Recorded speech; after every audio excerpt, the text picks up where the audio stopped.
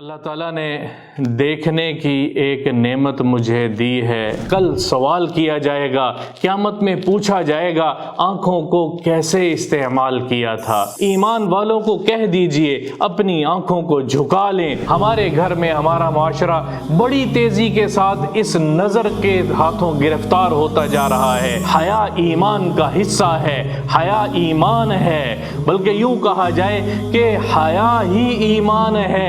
ہم نے اپنے آپ کو محفوظ کرنا ہے۔ اس آنکھ کو اندھا کر لیں غیر محرم کی طرف دیکھنے سے، اس آنکھ کو اندھا کر لیں لوگوں کی کمیاں تلاش کرنے سے۔ گویا وہ چاند کے ٹکڑے کی طرح خوبصورت ایک آیت ان کے دل کو ہلاتی ہے۔ قل للمؤمنین یغضوا من ابصارہم ویحفظوا فروجہم، ایمان والوں کو کہو کہ وہ اپنی نظروں کو جھکا لیں۔ آنکھ میں حیا آ گیا تو سارا جسم حیادار ہو جائے گا۔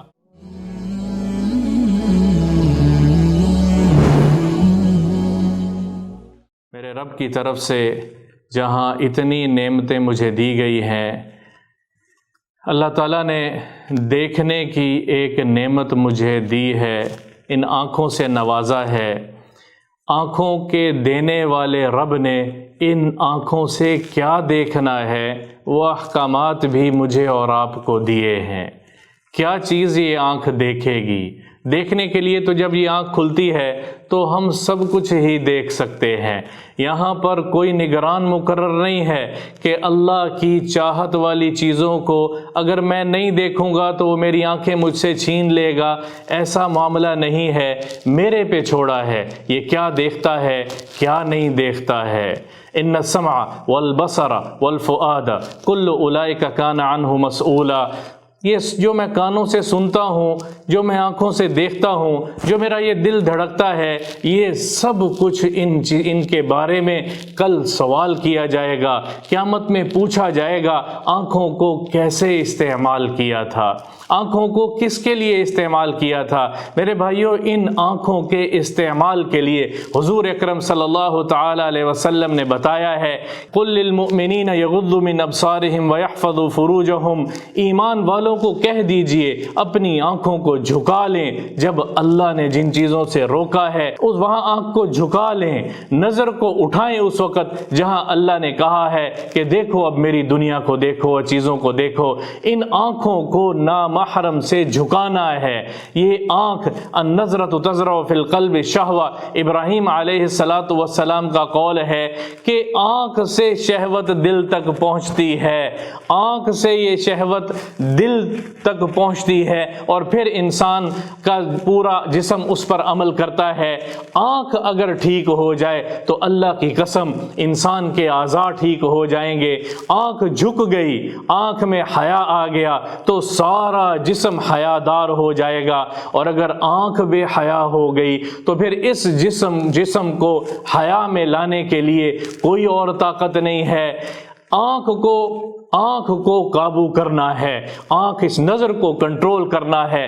جریر بن عبداللہ رضی اللہ تعالیٰ عنہ حضور اکرم صلی اللہ تعالیٰ علیہ وسلم سے پوچھتے ہیں، بخاری شریف کی روایت ہے، یا رسول اللہ اگر یہ نظر غلطی سے کسی نامحرم پر پڑ جائے تو میں کیا کروں؟ تو آپ صلی اللہ تعالیٰ علیہ وسلم نے فوراً فرمایا اپنی آنکھوں کو جھکا لینا، اپنی آنکھوں کو جھکا لینا۔ اور ابو داؤد شریف کی روایت ہے کہ جب کوئی شخص کسی جگہ سے گزر رہا ہو اور اس کی نظر کسی نامحرم عورت پر پڑ جائے اور وہ اس خیال سے اپنی نظر کو جھکا لے کہ میرا اللہ دیکھ رہا ہے، پاس والے نے نہیں دیکھا، کیا ہو رہا ہے؟ نظر اٹھی اور اس نے اپنی نظر کو اللہ کے خوف کی وجہ سے جھکا لیا، اللہ کے خوف کی وجہ سے جھکا لیا، تو میرا نبی کہتا ہے غفر لہ ما تقدم من ذنبہ وما تأخر، اس کی زندگی کے اگلے اور پچھلے سارے گناہ معاف کر دے گا وہ رب۔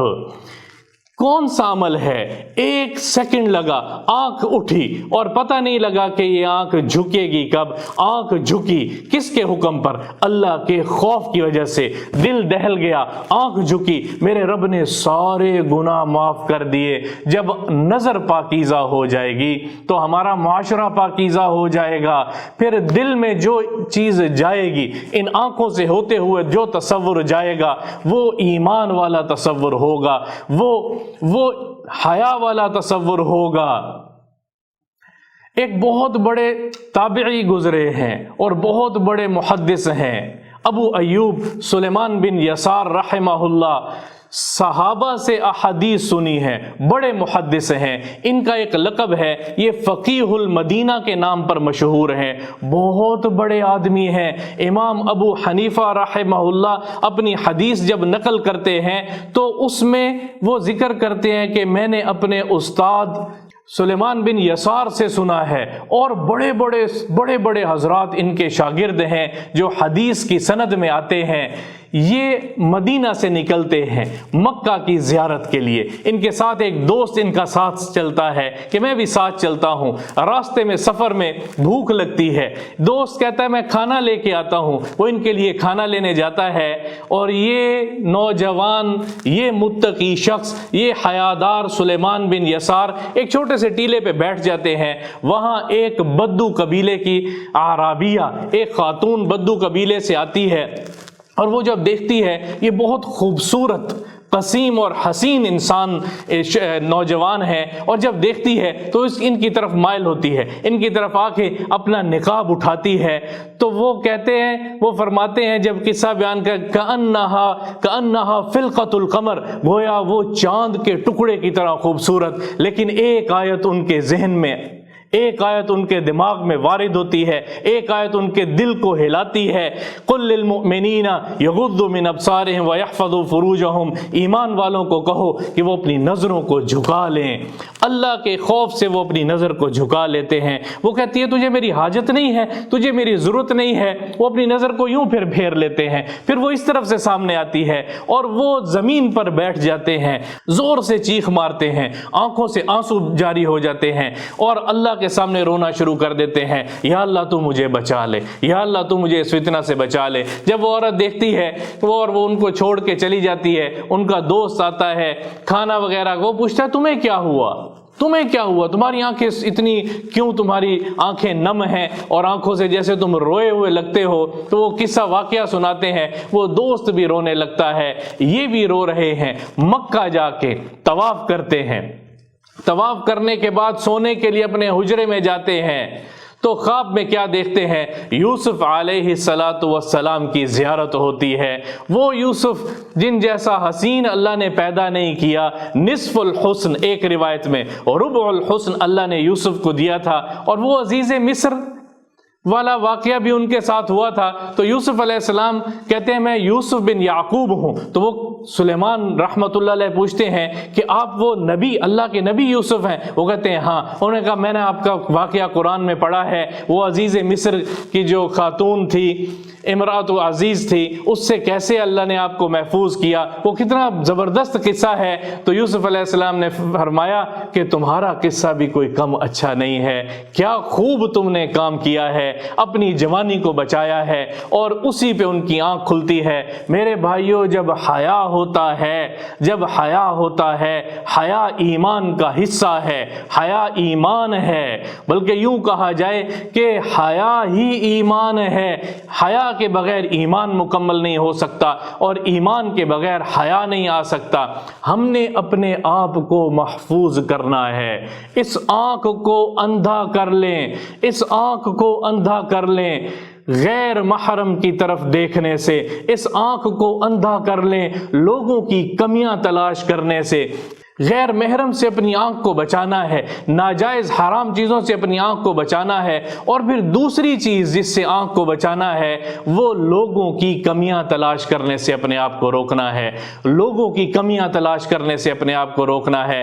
براہ راست یہ بھی میرے رب کا حکم ہے، لوگوں کے اندر کمیاں نہ تلاش کرو، لوگوں کے اندر کمیاں دیکھنے سے بھی اپنی آنکھ کو میں اور آپ اندھا کر لیں، جھکا لیں، اپنی آنکھ کو جھکا لیں، کیونکہ یہ نظر ہے، جب اس آنکھ سے دیکھیں گے اس کمی کو دل میں لے کے جائیں گے، پھر زبان اس کو بولنے لگے گی، اور پھر سامنے والے کی ذلت کے اسباب پیدا ہوں گے، اور جس کو ذلیل کیا جائے، جس کو ذلیل کیا جائے، ذلیل کرنے والا اللہ کی نظر سے گر جاتا ہے، ذلیل کرنے والا میرے رب کی نظر سے گر جاتا ہے۔ میرے بھائیوں، میری بہنوں، آج معاشرے میں آنکھ کا ٹھیک ہونا بہت ضروری ہے۔ ہماری آنکھ غلط ہو گئی، پوری دنیا کے باطل نے جو محنت کی ہے وہ میری اور آپ کی نظر پہ کی ہے کہ ان کی نظر کو خراب کر دو، پھر ان کے ایمان کو بچانے والی کوئی چیز نہیں ہو سکتی۔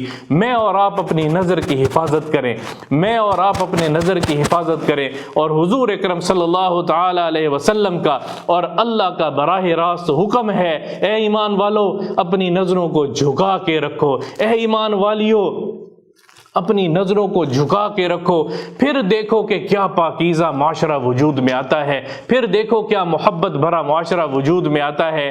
اور اگر غلطی ہو جائے، اگر کبھی نظر غلط ہو جائے تو فوراً اللہ سے معافی مانگ لو، فوراً اللہ کے سامنے گر جاؤ، فوراً اللہ کے سامنے جھک جاؤ کہ یا اللہ مجھے معاف کر دے، میرے سے غلطی ہو گئی، یا اللہ مجھے معاف کر دے، میرے سے غلطی ہو گئی۔ تو میں نے اور آپ نے، ہم سب نے مل کر ایک محنت کرنی ہے، اور وہ محنت کیا ہے؟ میں اپنی آنکھوں کو کنٹرول کرنا سیکھ لوں۔ ان آنکھوں سے کیا دیکھنا ہے، ان آنکھوں سے کیا نہیں دیکھنا۔ اتنی خوبصورت آنکھیں میرے رب نے بنائی ہیں، جو کھلتی ہیں تو ہمیں سارا جہان نظر آتا ہے۔ جن کے پاس آنکھیں نہیں ہیں ان سے پوچھیں۔ بخاری اور مسلم کی روایت ہے، میرا رب کہتا ہے میں نے جس کو آنکھیں نہیں دی ہیں، کل قیامت کے دن اس کو اس کے بدلے میں جنت دوں گا۔ اتنی بڑی نعمت ہے، اتنی بڑی نعمت ہے۔ جن کے پاس یہ نعمت نہیں ہے، کبھی ان سے پوچھو کہ ان کے کیا تصورات ہیں اور کیا احساس ہیں۔ یہ آنکھیں موجود ہیں ہمارے پاس، لیکن ان کا استعمال غلط ہو گیا۔ آج ان کا استعمال غلط ہو گیا۔ میرے گھر میں میرے بچے، ہمارے بچے، ہماری بچیاں، ہمارے گھر میں ہمارا معاشرہ بڑی تیزی کے ساتھ اس نظر کے ہاتھوں گرفتار ہوتا جا رہا ہے، اس بد نظری کے ہاتھوں گرفتار ہوتا چلا جا رہا ہے۔ میں نے اور آپ نے، ہم سب نے اس تابعی کی طرح، سلیمان بن یسار کی طرح، ہم ان جیسے نہ ہو سکیں، ان کی نقل تو کر لیں، کوشش تو کریں جھکانے کی۔ پھر دیکھیں، ایک اور روایت کے اندر آتا ہے کہ نظر شیطان کے تیروں میں سے ایک تیر ہے، اس کو محفوظ کرنا ضروری ہے، ورنہ یہ جہاں تک چلتی جائے گی، جہاں تک چلتی جائے گی، یہ فتنہ اور فساد پھیلاتی جائے گی۔ اور اگلی بات آپ کو بتاؤں، اور نظر رحمان کے طرف سے بھی ہے، اگر اس کی حفاظت کر لیں گے تو پھر جس نے نظر کی حفاظت کی وجد حلاوت الایمان، اس ہی لمحے مفسرین نے لکھا ہے جس نے اپنی نظر کو جھکایا اللہ کے خوف سے، اسی لمحے اس کے دل میں ایک ایمان کی حلاوت، مٹھاس پیدا ہوگی جس کو اس کے علاوہ اور کوئی جس کا ذائقہ نہیں چکھ سکتا۔ میں اور آپ اس نظر، غض البصر، اس نظر کو جھکانے والے بن جائیں، اس نظر کو کنٹرول کرنے والے بن جائیں۔